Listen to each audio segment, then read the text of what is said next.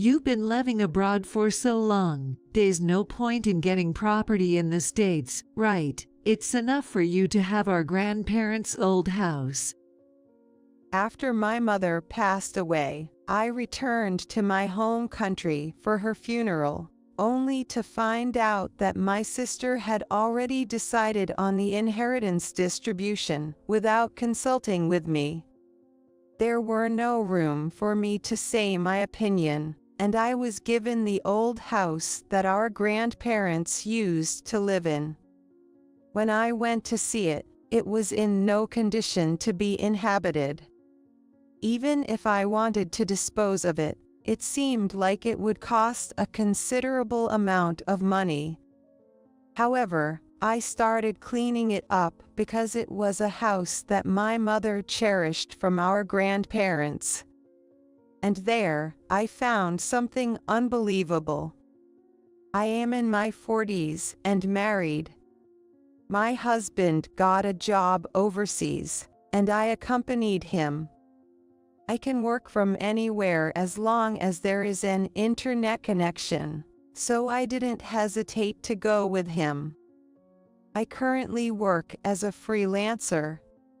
I have one sister, and she is also married and has family of her own. My sister's husband works in the countryside, so they enjoyed living in the suburbs, which was closer to his workplace. After both my sister and I got married, our parents were still in good health for a while, but a few years ago, our father passed away. My parents had a very good relationship, and my mother, who lost her husband, became depressed and felt sick. Ideally, my sister and I should have discussed what to do with our mother, but my sister took action on her own. My sister and I never got along from a young age, and we had never cooperated on anything. My sister left her husband behind in the countryside and returned to our family home alone. Effectively, my sister's husband lived away from home for work. My sister started living with my mother in the family home. It might be normal for me to offer financial support since I couldn't return home, but we had not talked to each other at all even for my father's funeral. I've heard nothing about my mother and sister living together.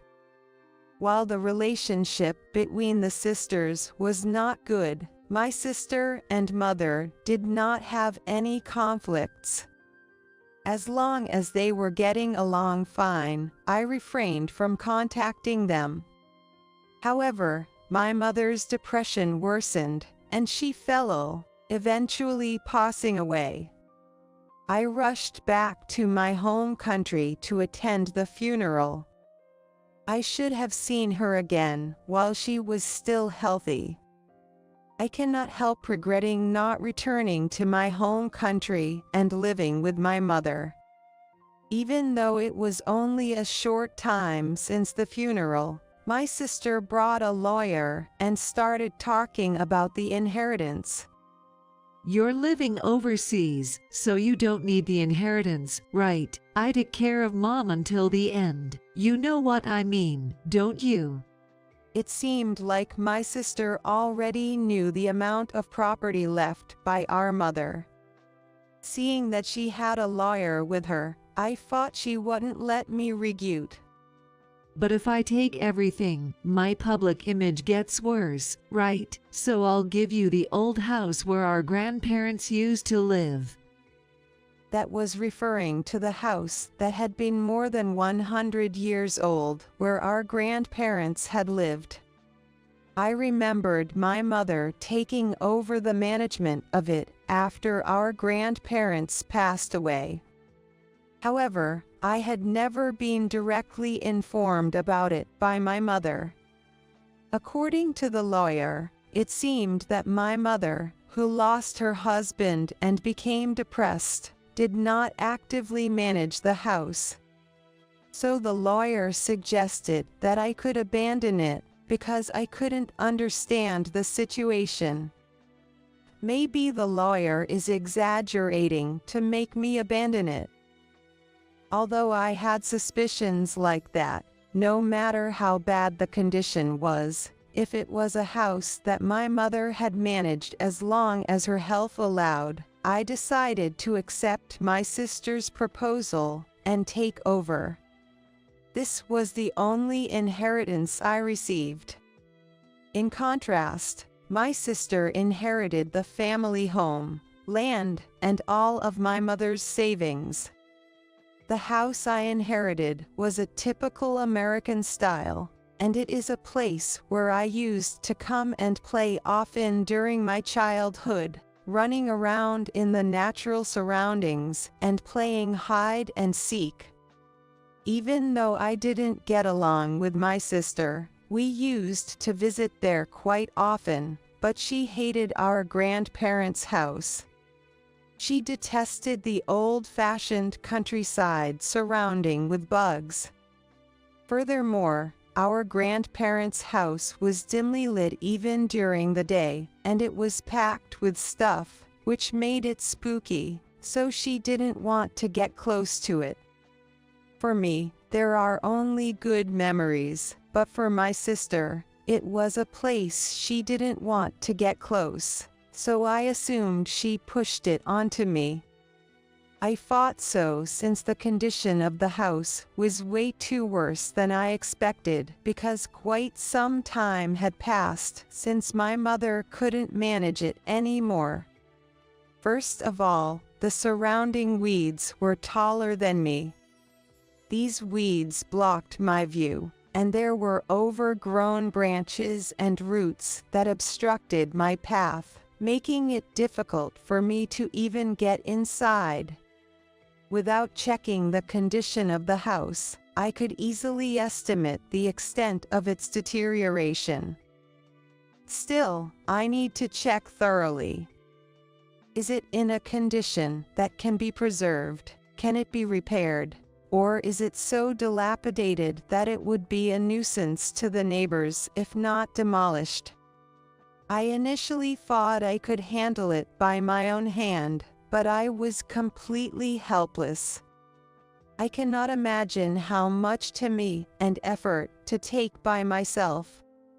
Anyway, I entrusted a contractor to remove the overgrown weeds and trees obstructing my way so that I could at least reach inside of the house. A few days later, I received a message saying that the removal of the designated areas was completed. I headed back to my grandparents' house and was finally able to see the house itself. The exterior was not in good condition, so I realized that it had to be demolished without consulting experts. The inside was worse than the impression I got from the exterior. The carpets were worn out, there were holes in the roof, rain had leaked through and damaged the carpets and floorboards. There were even places that creaked loudly under my weight, making it difficult to thoroughly inspect every room. At a glance, it seemed like the items inside the house had been organized compared to my childhood memories. I'm sure my mother gradually organized the items inside the house after inheriting it until she got sick. Still, there were many pieces of furniture and small items left behind. Although I thought it would be fine as it was, since I planned to demolish it, I decided to clean it up as much as possible. When I consulted a contractor, they said it would take several days at the earliest, or maybe more, even a few weeks. They said that the surrounding trees were obstructing the entry of heavy machinery, so we needed to start with that. So, during the weeks leading up to the demolition, I decided to visit my grandparents' house as much as possible on sunny days. One day, while cleaning around the kitchen, something interesting happened. It seemed like no one had touched the items around the kitchen, as many cooking utensils and dishes remained as they were. There were no food items left, of course, but there were some unopened seasonings that had passed their expiration dates. I wondered if there might be something in the storage space under the floor. As expected, a fermentation crock jar emerged when I opened it. My grandmother used to make pickles often. Especially her homemade shiso plum pickles were super good, and there was a time when she sent them to me regularly, even after I stopped visiting her. I couldn't believe that there were still pickles left. I tried to lift the jar cautiously, but it was quite heavy. Moreover, it seemed certain that something was inside.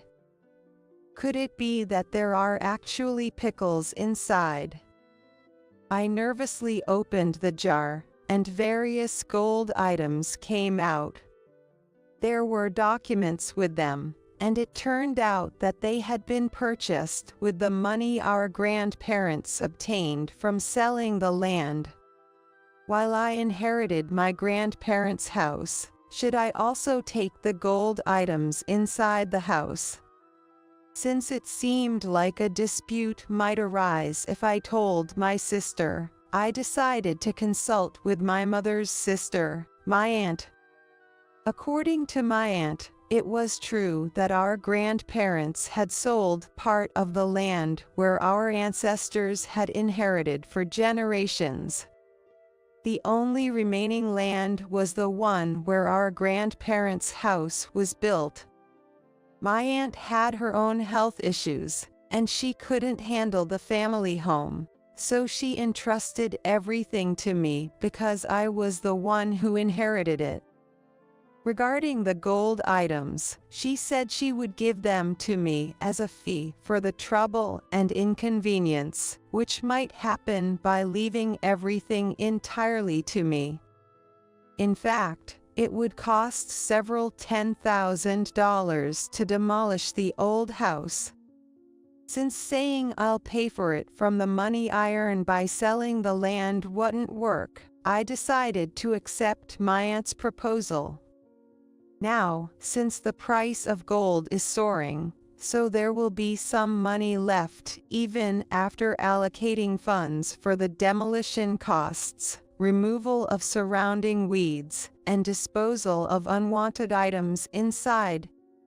As expected, when I exchanged it for cash, they bought it for an amount higher than I had anticipated. I used the funds for the house demolition expenses, clearing the surrounding weeds, and disposing of the unwanted items inside. On the day of the demolition, I decided to see through it until the end. For me, it held childhood memories of my grandparents, but for my aunt, it was the house where she was born and raised. While standing beside me, my aunt softly said, "I'm sorry for letting it deteriorate like this." "Not at all. I'm sure Grandpa, Grandma, and Mom would be thankful that you were here till the end," I told her. "I'm glad it was you, my niece, who inherited it in the end," she responded. I felt relieved that I could fulfill what my mother had left undone. Once everything was settled, I returned to my husband waiting overseas. Then, a year after my mother passed away, my husband and I returned to our home country for her first memorial service. It was the first time I had seen my sister since the one-sided discussion about the inheritance.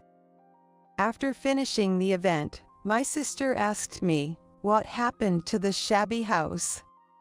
I explained to her that I had it demolished and turned into an empty lot because I thought I didn't need to hide the truth from her. The land where my grandparents' house had stood turned out to be quite spacious once it was cleared, and we found a buyer promptly. However, my sister's expression changed. She said, "I haven't heard of it." I didn't hear about any of this. If you've any cash by selling it, you should give me half. If I had known that this shabby house could be worth something, I wouldn't have let you inherit it. Certainly, if we only consider the rundown condition of the house, it wouldn't have been worth much. It became valuable only after I invested a significant amount in turning it into an empty lot. However, I didn't mention that we had cashed in the gold items left by our grandparents and used that money for the expenses. If I did, she would undoubtedly ask for a share of that too. I firmly rejected my sister's demand. It was such unequal inheritance from the beginning. I didn't see any reason to split the funds I had earned by selling it, especially since it was a result of my efforts. If she insisted on splitting it in half, I suggested that she should first hand over half of the inheritance she had received to me. But my sister seemed to despise my opinion and began to blame me, saying, "You are such a greedy miser. You acted selfishly by demolishing and selling the property without any permission." She insisted I earned the cash unfairly. My aunt defended me, saying that she had requested to stay at the family home until the end. Being in a clear position on my side, my aunt strongly counted my sister. My sister, enraged by this, exclaimed, "Outsiders should step back, don't interfere in the sisters' conversation," and forcefully pushed her. My aunt stumbled and fell. I told my sister, "How could you do that?" But she shifted the blame onto me, saying that I had acted recklessly. She even suggested, "The fallen old woman is an obstacle. Why don't the two couples, sisters and husbands, discuss together?" We ended up in a separate room, where my husband and I faced my sister and her husband. Initially, my husband explained how I had dedicated myself to managing our family affairs after my mother passed away. Leaving my husband behind in the overseas for an extended period due to work commitments, I stayed in New York alone until the sale of the vacant lot was completed. Fortunately, we found a buyer sooner than expected, but if not, I would have had to return home more frequently. While my job allows me to work from anywhere as long as I have an internet connection and a computer, it's not as easy as having things go my way all the time. There were also time differences to communicate with my husband, so to be honest, it wasn't easy. My husband also told my sister about the considerable initial investment I had made in preparing the vacant lot. He didn't disclose the source of the funds, but made it clear that if she insisted on splitting everything in half, we should also divide the incurred expenses equally. Furthermore, he argued that the discussion should have started from that point, and that we had no intention of handing over half of the proceeds from the sale of the land. My sister had already received an inheritance greater than the selling price of my land. I asked her, "What more do you want?"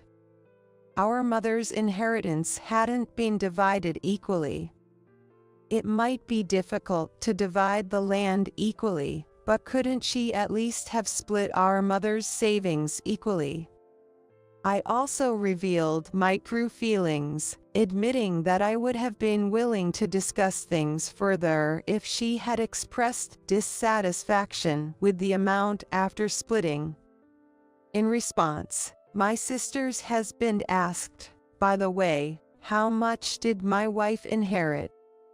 My husband and I were so surprised that we asked, "Oh."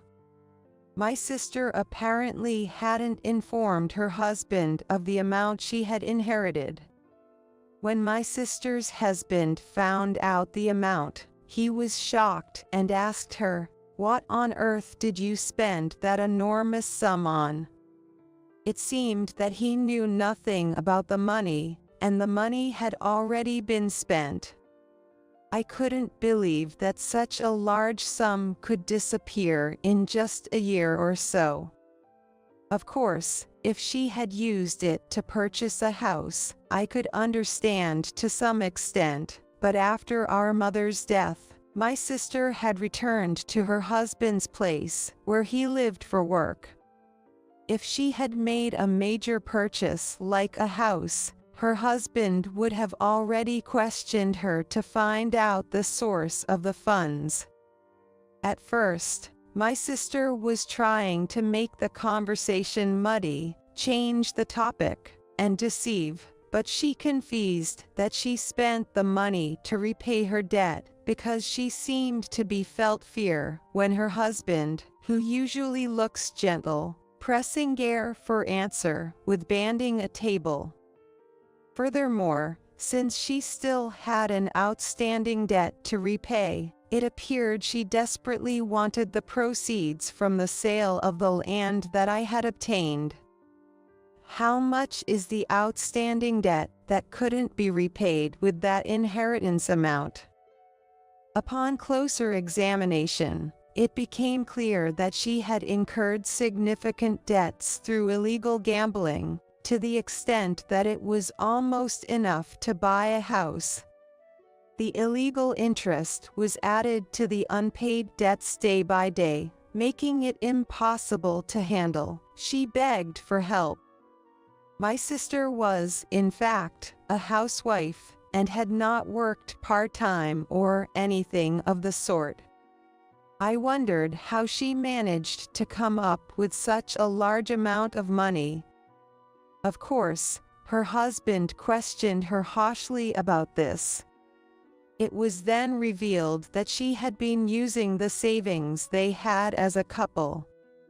When her husband found out that she had been using their savings without telling him and the couple's savings account was emptied, he became furious. He grabbed my sister and pushed her down. My sister resisted, scratching her own husband with her nails. It escalated into a little scuffle, so our family members, who were in another room, came to break them up. Then my aunt said to my sister, "You've been often returning to your parents' house and taking valuable items with you, haven't you? Your mother knew about it." She then presented a letter with our mother's handwriting, saying, "Besides, she asked you to contact Emily because she wanted to her my other daughter before it's too late, but you never did. Why is this letter coming up now?" My aunt explained that she had initially intended to keep this matter to herself, hoping that my sister would reconsider her actions and start her life over again after having all inheritance. However, she couldn't bear my sister's selfish thoughts of taking even more, rather than turning her life around, even after having monopolized the inheritance. In front of the relatives, my aunt also revealed this incident, hoping that my sister would realize how terrible her actions were. Among the items my sister had taken and converted into cash, there were also family treasure that our mother cherished. Shortly thereafter, my sister's husband gave a divorce paper to my sister. He threatened to demand the entire amount she had spent if she didn't accept divorce. However, immediately afterward, she received legal documents requesting consolation in money. It turned out that the debt, which was originally incurred through risky gambling, had been borrowed from a very dangerous source, and no matter where my sister went, she was pursued by them. My sister, who had never really worked, started a part-time job, but it seemed she couldn't repay the debt through such work, and she was being threatened to take on a risky and profitable job. However, if she did it, she would end up with a criminal record. My sister's financial recklessness was entirely her own fault. As she couldn't manage her spending, she has only herself to blame. With my husband's job being relocated within New York, I returned home. We used the money from the land sale to buy a house, and we live happily together as a couple. Work is going well, and my aunt occasionally comes to check on us. Recently, she's been feeling better and regaining her health. I can only hope that this happiness continues indefinitely.